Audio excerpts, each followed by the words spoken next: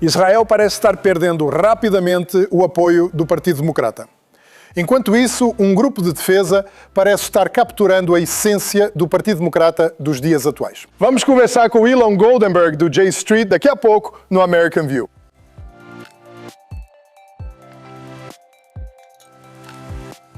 Elon Goldenberg, vice-presidente sênior e diretor de políticas da J Street, ex-assessor sênior para o Oriente Médio de Kamala Harris e conselheiro em sua campanha presidencial.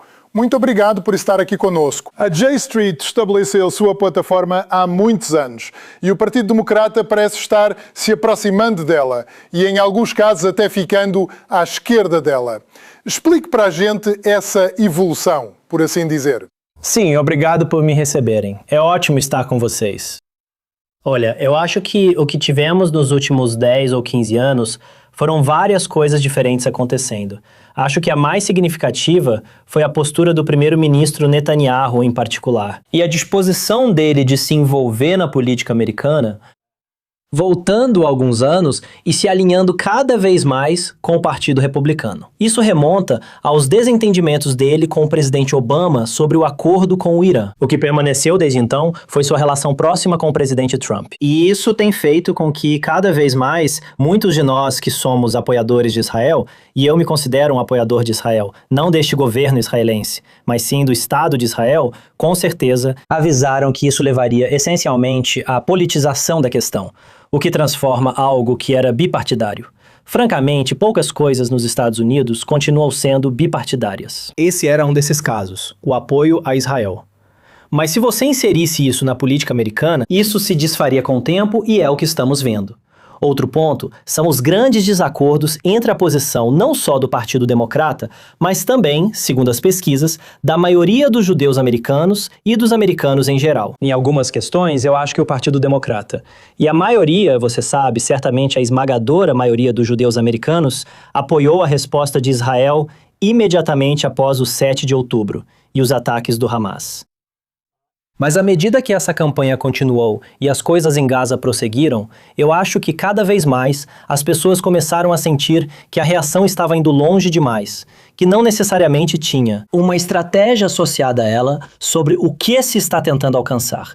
E eu realmente acho que há uma grande diferença entre o que estava sendo visto nas TVs dos Estados Unidos em relação ao que estava acontecendo em Gaza e o que estava sendo visto em Israel. Mais do que tudo, essa diferença de política também se aplica à guerra no Irã, que é muito impopular nos Estados Unidos. Novamente, não apenas entre democratas, mas também entre independentes e muitos republicanos que cada vez mais não apoiam isso. Tem sido outra divisão real.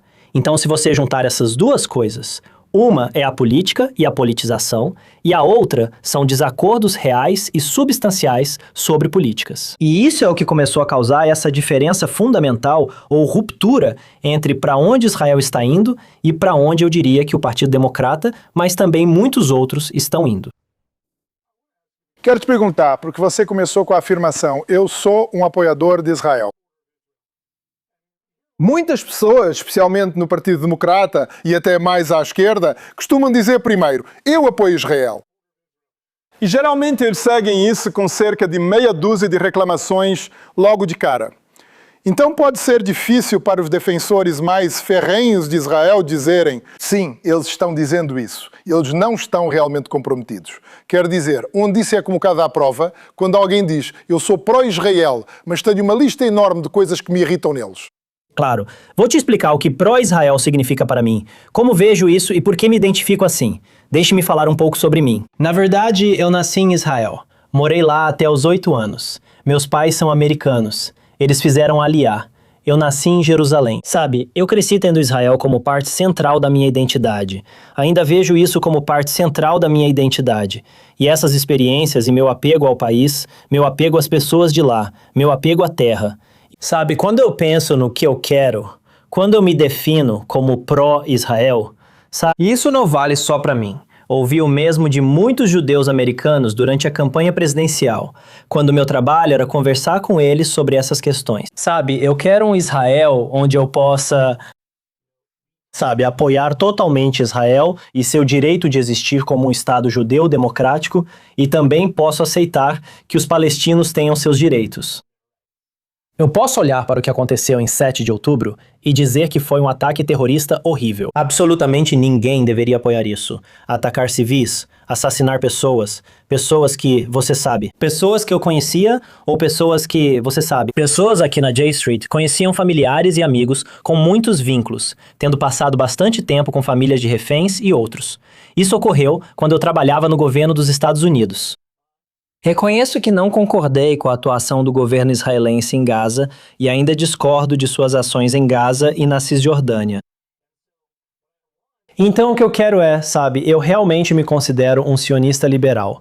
O que eu quero é um Israel que possa estar à altura desses padrões e dessa história. E, aliás, minhas opiniões são minoria em Israel. Mas ainda assim, uma parcela significativa, cerca de 10 ou 20% da população, se identificaria assim. Sabe? E isso não faz com que eles deixem de ser pró-Israel. Isso não faz com que eu deixe de ser pró-Israel. Mas sim, eu acho que há muitas críticas a serem feitas também. E isso é justo. É para onde os Estados Unidos estão indo. E eu também tive que fazer coisas como ir à Cisjordânia e conversar com as pessoas que vivem lá, lidando com a vida naquele lugar, e vi coisas que, francamente, os israelenses não veem. Muito poucos israelenses veem hoje em dia. Acho que seria saudável mais israelenses irem lá ver como é do lado palestino. Isso também faria diferença. Então, acho que a próxima pergunta me leva ao que você disse há pouco. Se a maioria dos israelenses não quer um Estado palestino, e ainda assim a maioria dos palestinos não quer uma solução de 2 Estados, o que você vê que eles não veem? Claro. Bem, antes de tudo, o que defendemos na J Street agora é o que eu chamaria de solução de 23 estados. Então, o que estamos dizendo é que é preciso haver paz entre israelenses e palestinos. Mas isso precisa fazer parte de um contexto regional mais amplo, um acordo que, no final das contas, significaria Israel em paz com o Estado da Palestina e os outros 23 estados do mundo árabe ao seu redor, sabe? Totalmente integrado regionalmente nesse mundo. Não digo que precisa ser amanhã, pode haver um processo para isso. Quando você explica um Estado palestino desmilitarizado que atende às preocupações de segurança de Israel, aliás, devo dizer que tive esse cargo no governo dos Estados Unidos. Passei anos trabalhando nisso, e em um projeto com centenas de oficiais de segurança israelenses, na organização Comandantes pela Segurança de Israel, e como analisamos um cenário em que Israel pode estar seguro dentro do contexto de um Estado palestino. Isso só pode acontecer em um contexto regional mais amplo, e devo dizer, quando você faz pesquisas com israelenses e começa a fazer perguntas como, no contexto de um plano americano onde há paz regional com todos, você apoiaria um Estado palestino desmilitarizado? Esses números, na verdade, são bem bons. Ainda estão acima de 50%. E eu realmente acho que uma grande parte dos israelenses que não acreditam, que não apoiam isso, não apoiam por não acreditarem ser possível. Se houvesse líderes e fosse possível avançar, o mesmo valeria para os palestinos, como mostram as pesquisas. Se puder mostrar um caminho e convencê-los com ações, através da diplomacia, que realmente leva a ações concretas de todos os lados, acho que você poderia mudar a opinião dos israelenses. E acho que você poderia mudar a opinião dos palestinos. Aliás, os palestinos também estão em cerca de 50% a favor de 2 estados.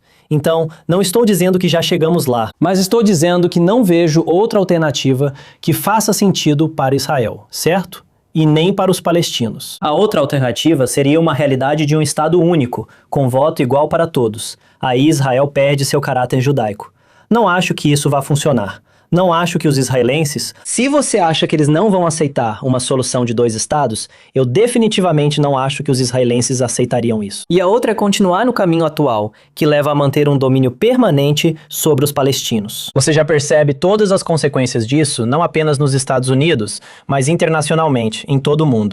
Sabe? E talvez os israelenses estejam começando a perceber como isso forçará Israel a tomar todo tipo de decisões terríveis. Sobre seu relacionamento com os Estados Unidos, sua relação com a Europa e o mundo, para onde viaja nas férias, onde passa o tempo e como está a sua economia. Os israelenses realmente querem isso?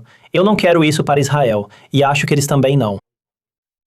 Seguindo nessa linha, quero dizer, vimos uma votação recente, embora a J Street tenha se posicionado contra, em princípio, houve nuances em sua declaração, mas se opôs à eliminação total da ajuda a Israel. A crítica a organizações como a J Street é que, essencialmente, vocês estão dando cobertura. Vocês estão dando cobertura aos inimigos de Israel. Para dizer, ok, esse grupo, essencialmente, está reivindicando o título de pró-Israel e pró-paz. Eles estão sempre criticando Israel. Eles acrescentam essa nuance. Nós os apoiamos, mas precisam mudar X, Y e Z. Então, não podem nos chamar de anti-Israel ou antissemitas por concordarmos com eles. Como você diferencia o que vocês fazem como um grupo de defesa e outros grupos semelhantes a vocês, que ocupam esse mesmo espaço no espectro político, em oposição àqueles que meio que se associam a vocês de forma quase óbvia para obter proteção política? Sim, não, veja, esse é um grande desafio que nós temos. E é algo que não existia há 10 anos. Sinceramente, há 10 anos, J Street só debatia com o AIPAC, cuja posição bipartidária de dar apoio total a tudo que o governo israelense quisesse era a dominante nos Estados Unidos, no Congresso. Mas agora também nos vemos debatendo muito com aqueles à nossa esquerda, certo? Eu passei muito tempo debatendo com organizações e também indo à TV e à mídia com pessoas à esquerda para defender nosso ponto de vista. Que sabe, e a maior diferença entre o que eles querem defender e o que nós defendemos é que alguns deles estão defendendo algo como esquece isso. Vamos simplesmente nos afastar completamente de Israel. Vamos sancionar Israel, vamos isolar Israel, vamos punir Israel, vamos acabar com a relação entre os Estados Unidos e Israel. Essas são as coisas que eles estão defendendo. Eu acho que Não acredito que isso por si só seja antissemita. Parte é motivada pelo antissemitismo. Há quem seja antissemita e faça parte desse movimento. E há quem apenas acredite nisso. São o que você chamaria de antisionistas, e podemos falar sobre isso e suas diferenças. Mas definitivamente há alinhamento entre esses dois. Você sabe, essa não é a nossa posição. E, em vez disso, nós defendemos, queremos uma relação de segurança entre os Estados Unidos e Israel. Continuamos durante todo esse tempo, de forma consistente, a fazer lobby, por exemplo, pelo domo de ferro, pela defesa contra mísseis balísticos, pela defesa contra foguetes. Sabe, por anos, a J Street defendeu a continuidade da relação de segurança. Só nos últimos anos, basicamente nos últimos 2 anos, que começamos a argumentar, olha, essas regras, essas armas precisam ser vendidas de acordo com a lei dos Estados Unidos. E se houver violações, então precisamos conversar sobre isso. E também começamos a falar da mesma forma que todo mundo, desde Benjamin Netanyahu até Haman Netanyahu e Lindsey Graham, começaram a falar sobre o fato de que Israel não precisa mais do subsídio financeiro associado a algumas dessas coisas que existe há muito tempo. Então há uma evolução. Mas acho que, ao tentar deixar nossas posições claras, também traçamos algumas linhas vermelhas com quem discordamos. E eu realmente acho. Mas se você olhar, por exemplo, na votação da semana passada na Câmara, a esmagadora maioria dos que votaram por cortar totalmente essa ajuda. Democratas disseram ter feito isso por frustração com o governo Netanyahu. Não esperavam que virasse lei, mas queriam enviar uma mensagem. Acredito que desses 100, uns 80 ou 85 estão conosco. Talvez 10 ou 15 estejam mais avançados e queiram cortar tudo de uma vez. Mas essa não é realmente a nossa posição, e essas não são as posições que adotamos na Câmara. O que estamos tentando fazer é construir um grande centro dentro do Partido Democrata. O que eu diria é que buscamos uma abordagem construtiva para isso, que no final das contas encerre o conflito israelo-palestino e mantenha israelenses e palestinos seguros, protegidos e livres. Reconhecer isso, em vez dessa ideia de simplesmente destruir tudo e abandonar a relação. Essa não é a nossa postura. Vocês passaram tantos anos tentando trazer o partido para o seu lado e agora estão indo na direção oposta e tentando puxar um pouco de volta. Quer dizer, você sente que exageraram um pouco na dose? O partido evoluiu mais rápido do que sua organização conseguiu se adaptar? Na verdade, eu sinto que estivemos praticamente no mesmo lugar, com algumas mudanças, mas estivemos no mesmo lugar o tempo todo. Eu estou na J Street há cerca de 1 ano e meio agora. Mas, sabe, estivemos basicamente no mesmo lugar durante quase todo esse tempo. A política americana mudou bastante. Não acho que fomos longe demais e acredito que a maioria do Partido Democrata está conosco. É apenas um pequeno número de vozes muito barulhentas que talvez tenham ido mais para a esquerda do que nós. E a maioria dessas vozes está em distritos congressionais que são fortemente democratas, sabe? Então, mas isso é verdade. Olha, esse é um dos motivos pelos quais vim trabalhar na J Street depois da campanha, certo? Na campanha, meu trabalho era engajar eleitores judeus. Fui diretor nacional de engajamento dos eleitores judeus. E o que as vozes mais barulhentas na campanha que eu ouvia vinham de dois lugares. Um era daqueles que apoiavam Bibi Netanyahu, não importava o que acontecesse. Vamos apoiar esse governo, aconteça o que acontecer. E o outro lado eram pessoas que já estavam gritando genocídio em 8 de outubro de 2023, protestando e dizendo que tudo isso era culpa de Israel. A grande maioria das pessoas com quem conversei não se encaixava nessas duas esferas. Elas são muito mais silenciosas, mas elas estão em uma posição em que, novamente, tanto israelenses quanto palestinos deveriam ter liberdade, segurança e oportunidade. E a J Street está dando voz a essas pessoas. E no final das contas, talvez essas vozes sejam mais silenciosas, mas elas também representam a maioria dos eleitores. E você vê isso repetidas vezes. E você também vê isso nas pesquisas. Precisamos ver como tudo isso vai se desenrolar daqui a um ano, quando o Partido Democrata entrar em suas primárias e discussões. Mas eu não acho que o Partido Democrata vai acabar em nenhum desses dois extremos. Acho que eles vão acabar em uma posição mais central, ainda conseguindo apoiar Israel, se distanciar do governo Netanyahu e estando dispostos a dizer: queremos que Israel seja um parceiro, mas também não queremos dar carta branca a Israel. E quando discordarmos, não apoiaremos certas ações. Isso é normal e parte das relações internacionais. É como deveria funcionar. Você disse há pouco que sente que, e não estou citando exatamente, mas basicamente você está onde o Partido Democrata está em relação a Israel neste momento. Para o observador médio de Israel, e eu aqui em Washington, tenho olhos e ouvidos. Parece que Israel já perdeu o Partido Democrata. Essa é a opinião predominante agora. Então, como você concilia essas duas coisas, que o que você chama de uma filosofia pró-Israel e pró-paz afastou o Partido Democrata disso? Essas duas coisas não combinam. Como você explica essa dissonância? Eu acho que o governo Netanyahu perdeu o Partido Democrata, com certeza. E nós temos eleições chegando em Israel em alguns meses. Agora, eu não acho que se um governo diferente assumir, que tudo vai voltar imediatamente a ser como era antes. E ninguém deve ficar com essa impressão. Mas existe uma grande oportunidade de começar a reconstruir se um novo governo assumir. Digamos que seja liderado por Gadi Eisenkot, certo? Ou Naftali Bennett ou outra pessoa. Eles não vão estar na mesma posição que a J Street. Eu não espero que eles estejam na mesma posição que a J Street. Acredito que haverá chance de construir pontes e agir diferente para melhorar o relacionamento. E começar com uma coisa muito central, que é o seguinte: a estratégia de Netanyahu por anos tem sido, e a estratégia da extrema-direita em Israel tem sido, você sabe, até 7 de outubro, era basicamente subornar o Hamas, permitir que bilhões de dólares chegassem ao aeroporto Ben Gurion e depois fossem transportados de caminhão para Gaza para subornar o Hamas. Ao mesmo tempo, eles enfraqueciam a única alternativa e diziam que a autoridade palestina é tão ruim quanto o Hamas. Não digo que a autoridade palestina seja ótima, eles também têm desafios. Mas eles não são o Hamas. Eles não estão pedindo a destruição de Israel.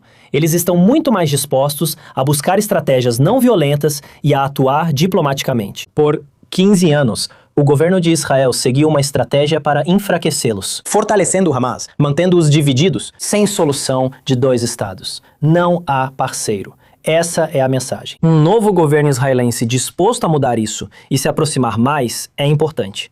Aliás, nós da J Street apoiamos o plano de 20 pontos de Donald Trump. E eu sinto que, neste momento, esse plano não está avançando muito. O Hamas tem muito a ver com isso. Eles são realmente obstinados e precisam se desarmar. Israel também tem muito a ver com isso, com uma falta de disposição para considerar qualquer tipo de estratégia realista, que envolva fases, alguma retirada, algum desarmamento, alguma retirada, algum desarmamento, que é a única maneira de isso funcionar historicamente. Leva anos para desarmar uma organização como o Hamas. Se a sua resposta é que não vamos fazer nada até que eles se desarmem completamente, essa é uma resposta que significa que nada vai acontecer. Então, um novo governo que assuma e possa começar a avançar em Gaza, um novo governo que assuma, que possa, parar um pouco da violência dos colonos que estamos vendo agora na Cisjordânia, e realmente reprimir isso e começar a mudar a forma como o governo israelense costumava funcionar, colocando as FDI responsáveis pela Cisjordânia em vez de alguns desses extremistas. E agora Smotrich está comandando. Um governo onde, você pode realmente começar a, pelo menos, se envolver com os palestinos e com a região de forma muito mais pública do que aconteceu antes, e gerar avanços, criar laços mais próximos entre Israel e alguns dos outros estados árabes. Acho que tudo isso começa a nos levar por um caminho melhor. Isso não significa que americanos e israelenses, ou democratas e Israel, concordarão em tudo, mas começaremos a reconstruir e buscar pontos em comum.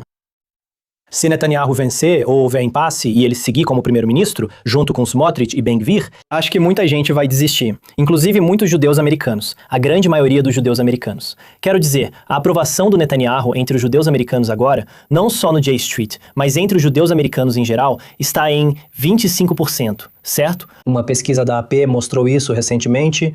Realmente não sei o que vai acontecer com Netanyahu. Acredito que há chance de reparar e reconstruir com uma alternativa. Nós ouvimos algumas semanas atrás Rahm Emanuel fazendo um discurso em Tel Aviv. Foi a primeira manifestação pública desse tipo, por assim dizer, de um potencial candidato democrata à presidência sobre o futuro da relação Estados Unidos-Israel.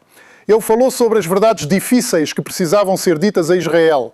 Amigos precisam falar verdades difíceis. Eu olho para isso e digo, escuta, se eu tivesse um amigo e ele dissesse, mãe, eu te amo, mas você é rude. Você não arruma a sua cama, você cozinha mal, você está sempre... Se ele começa com eu te amo e depois, de novo, só fala das coisas que ele não gosta sobre, é mais ou menos o que ouvimos de Rahm Emanuel naquele discurso.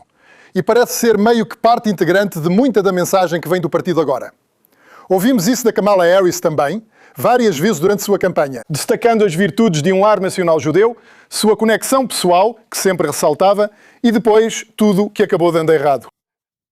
Você vê um candidato democrata conseguindo conquistar o público pró-Israel? Ainda importa, neste momento, que um candidato democrata conquiste o público pró-Israel? Quero dizer, depende do que você define como público pró-Israel, que é. Existe um pequeno grupo de, judeus americanos, e eu também diria talvez de 20 a 30% que acreditam que ser pró-Israel significa apoiar o governo israelense, não importa o que aconteça. Eu não acho que um democrata vai disputar os votos dessas pessoas em 2028. Eu não acho que eles possam, dado o índice de aprovação de Israel primeiro entre a população americana em geral, mas especialmente entre o Partido Democrata. Mas veja, é toda a população, também são os independentes. Então agora, mas aqui está outra coisa, a maioria...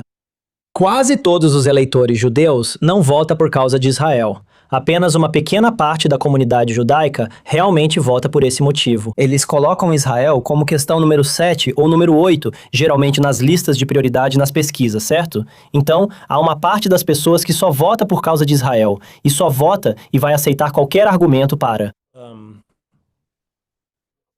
se opor ao governo de Israel como algo que eles não podem apoiar ou se opor às políticas do governo de Israel. Mas isso é um fragmento minúsculo da comunidade judaica. E, neste momento, um fragmento minúsculo dos eleitores democratas. Agora, por outro lado, se olhar as pesquisas indicam que a maioria dos judeus americanos está alinhada com a J Street. Certo? Gosto de dizer que estamos na linha das 50 jardas, bem no meio. Para os eleitores israelenses, futebol americano não é tão relevante, mas estamos centralizados. Também buscamos atuar entre as linhas das 30 jardas, abrangendo esse amplo espectro. É aí que está nosso movimento. Temos pessoas que estão um pouco à nossa direita e um pouco à nossa esquerda, mas ainda assim se alinham e nos apoiam. A maioria dessas pessoas consegue aceitar uma mensagem de apoio a Israel, enquanto ao mesmo tempo faz críticas. E eu diria que a sua analogia com o seu amigo também é importante aqui. Importa qual era a história com seu amigo antes. Se você só diz, eu te amo, e tudo que vem depois... Mas você também passou anos sendo um ótimo amigo, estando ao lado do seu amigo e apoiando seus amigos. E vocês já tinham passado juntos por todo tipo de situações realmente difíceis antes. E existe esse histórico entre os Estados Unidos e Israel. Então é isso. Você pode ouvir essa pessoa, muito mais do que ouviria de alguém que foi seu amigo por 2 dias ou uma semana e nunca foi realmente um amigo. E então começou a dizer todas essas coisas. E eu acho que a relação entre os Estados Unidos e Israel é uma em que o apoio costumava ser universal, e tem sido assim por muito tempo. E, sabe, eu estava na Casa Branca trabalhando nessas questões. Em 7 de outubro, Joe Biden foi para Israel, enviou porta-aviões para Israel, expressou apoio. Estando lá, sabe, tentando fazer tudo o que podíamos para ajudar Israel. Naquele momento, eu apoiava 100%. E Joe Biden avisou, certo? Desde o começo, não cometam os erros que nós cometemos depois do 11 de setembro, não cometam esses erros. E não sigam por esse caminho perigoso. E, infelizmente, de muitas maneiras, Israel seguiu. E aqui estamos nós. Mas isso vem de um lugar de amor e de apoio. Espero que seus espectadores levem isso, mesmo discordando. Eu nunca subestimo o primeiro-ministro Netanyahu. Ele sempre desafia as probabilidades.